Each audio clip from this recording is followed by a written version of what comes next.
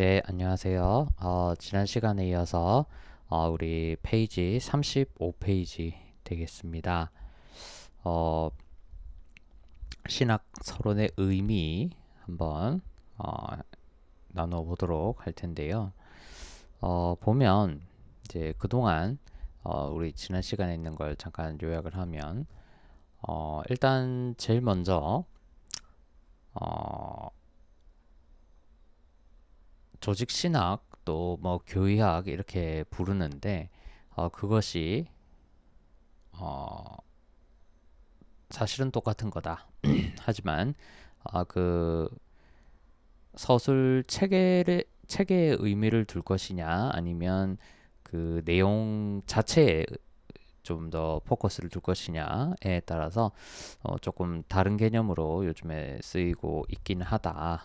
그런 이야기를 했죠.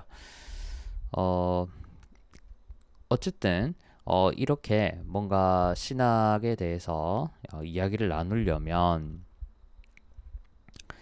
어떤 조직도 필요하고 조직적으로 접근하는 개념도 필요하고 또 내용적으로 어떤 접근하는 그런 방법 둘 다 좋은 어떤 툴이죠. 장비가 되겠습니다. 답을 얻고 결과물을 도출하기 위해서 어, 이런 것이 필요한데 이것을 하기 위해서 어, 프롤레고메나가 필요합니다. 그 오늘 배울 내용인데요. 어, 35페이지에 보면 메모장에 지금 안 나오는데 어, 첫 번째 줄 가운데 부분에 신학설원 즉 신학의 방법과 원리에 관한 것이다. 여기서 서론에 해당하는 라틴어 단어가 프롤레고메나다 라고 합니다.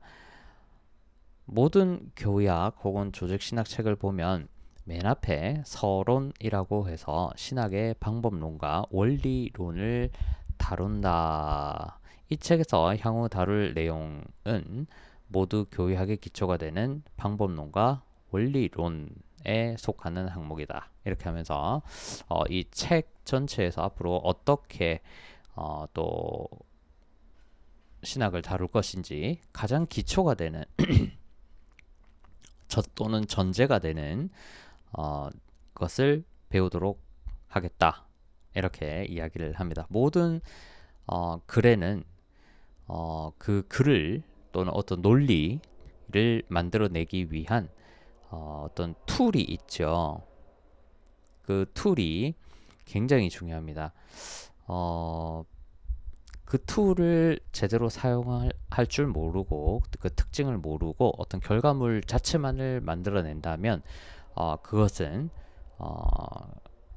그냥 속된 말로 땜빵이나 그냥 하고 이렇게 어떤 문제가 있을 때 근원적으로 그것을 고칠 수가 없는 그냥 어, 그냥 벌어먹고 살기 위해서 그냥 이렇게 막 아무데나 그냥 마구잡이로 어떤 그 말을 전개하는 글을 전개하는 그런 방식이 될 수밖에 없습니다. 그래서 이 신학 서론 부분 굉장히 중요하다라고 이야기할 수 있겠고 쭉 읽어보면 되게 쉬운데요. 비유를 합니다. 교수님께서 방법과 원리의 중요성 가운데 부분에 35페이지에 왜 닭볶음 맛이 이렇게 다르지?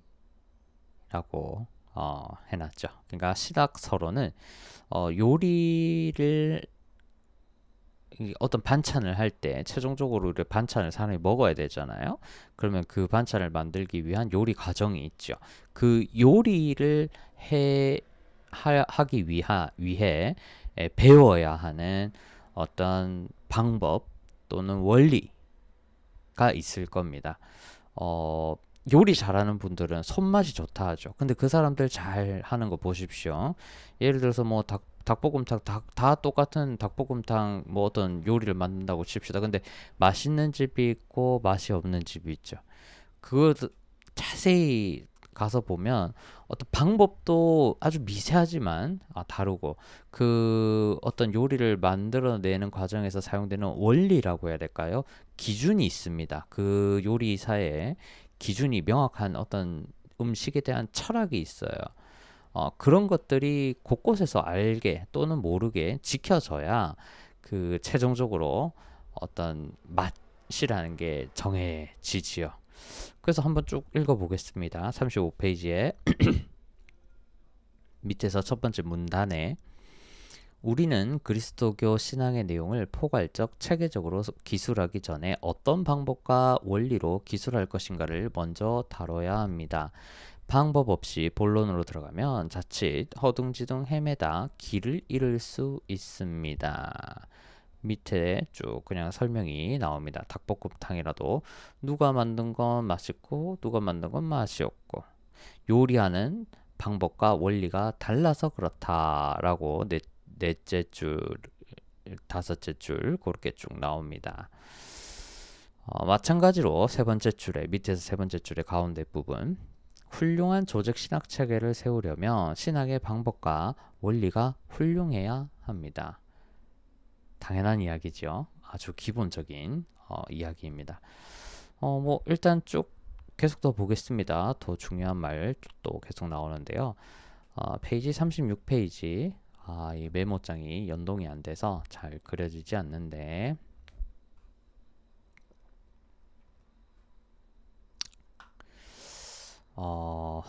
계속 보겠습니다.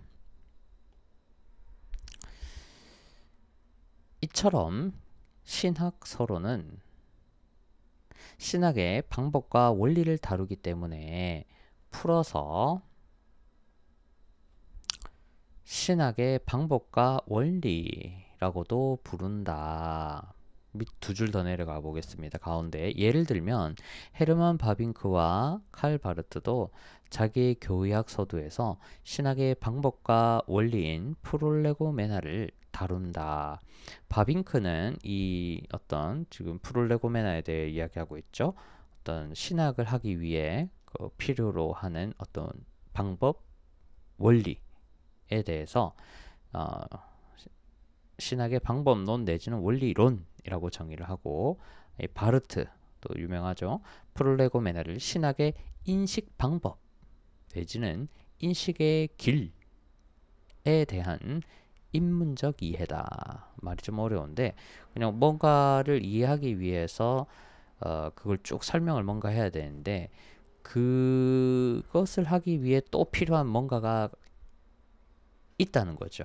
그게 먼저 되고 나서 이걸 다 어떤 뭐 시험이라면 패스를 하고 나야 그 다음 단계로 제대로 갈 수 있다. 이 이야기를 둘 다 하고 있습니다. 어떤 방법이나 원리를 배우고 난 다음에 하나님에 대해서 논거할 수 있다. 그 이야기를 하는 거죠. 그리고 가운데 줄 게르하르트 에벨링은 프롤레고메나와 관련하여 로마 가톨릭 신학으로부터 기초 신학이라는 개념을 차용한다. 기초 신학이란 단어를 보면 신학의 토대가 되는 근본적 방법과 원리를 토론하고 논구하는 신학이다. 이런 의미로 로마 가톨릭 교회에서 많이 기초 신학이라고 많이 한다. 우리로 따지면 조직 신학의 서론 부분을 기초 신학으로 부른다. 이렇게 이야기합니다. 뭐 쭉 읽어보면 사실 뭐 어떻게 부르든지 상관없죠. 에벨링이 뭐 우리 개신교적이지만은 뭐 잘 표현한 것 같습니다. 기초 신학 뭐 누가 말하든지 사실은 상관없죠. 뭐 우리도 기초 신학이라고 말을 할 수 있죠. 조직 신학을 하기 위해서 교회학을 하기 위해서 서론 부분이 어쨌든 반드시 필요하다. 그리고 이게 모든 그리스도교에서 공통적으로 나타나는 현상이죠. 신학도 결과적으로는 인문학에 포함되어 있다는 말이 아니라 말이나 글로 하는 인문학적인 그 툴을 사용해야 합니다. 그래서 어떤 글과 말은 반드시 어떤 그것을 전개하기 위해 전제되어야 하는 뭔가가 필요하죠. 방법, 원리 필요합니다. 지금 그것에 대해서 계속 강조하고 있습니다. 마지막으로 교수님이 테니스 이야기를 합니다. 이제 비유하는 거죠. 페이지 37페이지를 보면 테니스를 잘 치려면 폼 연습을 제대로 해야 하듯 신학도 마찬가지다, 이렇게 이야기합니다. 테니스를 쳐보신 분이 많이 계실 텐데요. 테니스 배울 때 맨 처음에 여기도 나옵니다. 자세만 계속 연습하죠. 벽치기만 계속합니다. 이렇게 벽만 보고 이렇게 이제 칠 때에 처음에 어떻게 해야 되고, 허리를 이렇게 돌리고, 마지막으로 테니스 라켓은 이렇게 잡아야 된다, 그리고 쭉 밀어줘야 된다, 뭐 이런 여러 가지 기본적인 자세를 배우죠. 폼 연습을 잘 닦아 놓아야 재미도 있고 실력도 늘어납니다. 처음에 이것을 게을리 하다가 그러면 대충 하다가는 결국에는 게임에 막상 들어가면 이렇게 막, 그렇죠, 기본기가 제대로 공을 치는 그 어떤 바닥에서 어떤 테니스 공의 특징이 있는데, 그 특징에 맞게 쫙쫙 날라오고, 라켓의 특징이 있어서 맞았을 때 삥삥 이렇게 돌고 치는 포인트가 있고, 여러 가지를 고려해서 그 기본 자세가 딱 제일 갖추어져 있어야 그 테니스라는 종목을 할 수 있는 건데, 그걸 게을리 했을 경우에는 실력도 늘지 않고 재미도 없고 게임도 지고 그렇게 되는 거죠. 그 이야기를 합니다. 그래서 뭐 테니스뿐만 아니라 수영 이야기도 하는데, 기초를 배우는 것이 굉장히 따분하다. 하지만 그것을 소홀히 해서는 안 된다. 앞으로 평생 동안 어떤 그 기초되는 것을 토대로 쭉 계속 쌓아 나가는 겁니다. 누구라도 다 마찬가지죠. 어떤 학문이라도 마찬가지죠. 신학도 절대 예외가 아닙니다. 거기에 포함되어 있다는 말이 아니라 특징을 하나 잡아내어 보자 라는 것이죠. 첫 번째 줄, 아래에서 첫 번째 문단의 첫 번째 줄 뒷부분 보면, 신학의 방법과 원리가 잘못되면 신학의 전체 구도가 뒤틀릴 뿐만 아니라 본론에서 논의할 신론, 인간론, 그리스도론, 구원론, 교회론, 종말론 등의 심각한 오류와 오독이 발생할 수 있다. 굉장히 중요한 이야기를 했죠. 그동안 한국 교회에서 사실 이 신학 서론 부분, 기초 신학 부분, 그러니까 어떤 신학의 원리와 방법에 대해서 연구하는 부분은 굉장히 느슨하게 교육되었습니다. 신학생들에게. 세상은 넓고 시대는 계속 변하죠. 인문학적 사고, 철학적 사고 늘 변하고 정말 복잡합니다. 예전에 있던 게 더 발전하기도 하고, 새로운 완전 엉뚱한 개념이 사회의 주류를 이루어버리는, 어떤 명제가 주류를 이루어버리는 그런 경우가 있죠. 그래서 꼬리에 꼬리를 물고 또 밖에서도 치고 들어오고, 그거에 대해 일일이 다 답하는 게 신학이 해야 할 일입니다.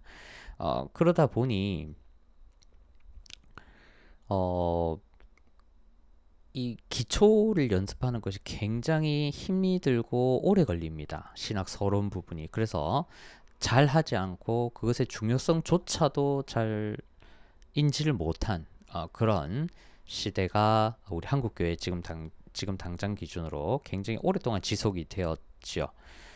그래서 어떤 결과물을 기계적으로 또한 단편적으로 답습하는 그 정도의 수준에서 그냥 이 조직신학 교육의 기본이 머물러 버렸습니다.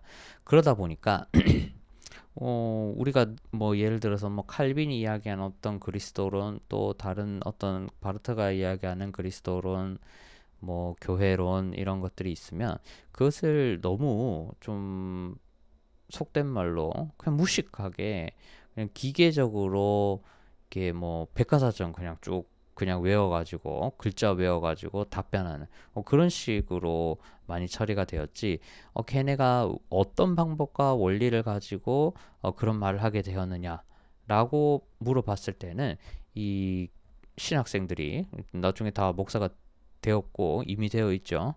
그 그 답을 못 하는 거예요. 그 지진 레벤 그 어떤 논리가 나온 상황과 시대가 있는데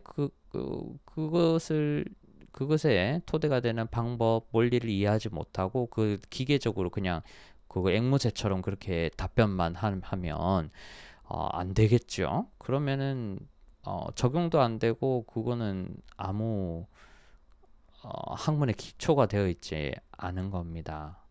그래서 그렇게 되면 성도들이 결국에는 교회를 다 떠나게 됩니다. 성도들도 많이 알거든요. 기본적인 그런 자세를 또 그리고 태도, 결과물, 설교잖아요. 대표적으로 신방할 때 이야기 나누고 이런 것들 결과물을 알거든요. 보면 느끼거든요. 그래서 지금 한국 교회가 좀 많이 좀 신학 서론의 그런 질이 굉장히 저하가 되어 있어서 평신도들 그리고 평신도 리더들 뭐 집사님, 권사님, 장로님까지 뭐 목사도 포함이 되지만은 신앙 체계가 굉장히 누더기 같이 되어 있습니다. 참 죄송한 죄송한 말입니다. 참 어떻게 보면 기분이 좀 나쁠 수도 있는데 누더기 신앙이 되어 버렸습니다. 이거 짬뽕 시키고 저거 짬뽕 시키고 원리나 방법에 대해 잘 모르는 목사 밑에서 계속 신앙생활을 하고 그렇게 스스로 뭔가 답을 계속 찾아 나가다 보니 이 테니스 폼이나 수영 폼이 중요한데 닭볶음탕 만들 때에도 어떤 기초나 원리가 어, 방법이 옳아야 되는데 그 전제 자체가 틀려 먹은 거죠. 못 배운 겁니다. 닭볶음탕 할 때 예를 들어서 닭을 아주 뭐 잘 손질해야 되는데 그 어떤 철칙이 있고 그런 것이 다 있는데 그걸 막 기계적으로 학습해가지고 그냥 마구잡이로 그냥 뭐 이거 넣기만 하면 되고 저거 넣기만 하면 되고 순서도 굉장히 중요하죠 요리할 때. 근데 그런 것도 아무것도 따지지 않고 닭의 생육 상태도 따지지 않고 결과물만 그냥 기계적으로 어디 매뉴얼에서 그냥 보고 따라 해가지고 만든다고 잘 되는 게 아닌데 뭐 비슷하게 결과물만 자꾸 만들어내려고 지금 이거 하고 저거 끌어오고 막 짬뽕으로 누더기로 만들어 놨습니다. 그래서 좀 이런 상황을 타개할 수조차도 없는 이미 그것이 고착화되어서 그 누더기 옷이 맞다고 여겨지는 그런 평신도들이 많은 또는 그것 때문에 누더기 때문에 실망을 하고 떠나버린 그런 사람이 많은 시대에 우리가 살아가고 있습니다. 그래서 요지는 신학의 방법론을 다시 목사님들도 그렇고 또 평신도들 또 리더들에게 이 신학의 방법론을 다시 정확하게 가르치고 또 배우고 이런 프로젝트가 필요합니다. 그것이 한국 교회를 구원할 수 있는 어떤 좋은 방책 중에 하나이다라고 강조를 합니다. 그래서 이 책이 쓰여진 목적에 맞게 앞으로 또 계속 하나씩 나누어 보도록 하겠습니다. 감사합니다.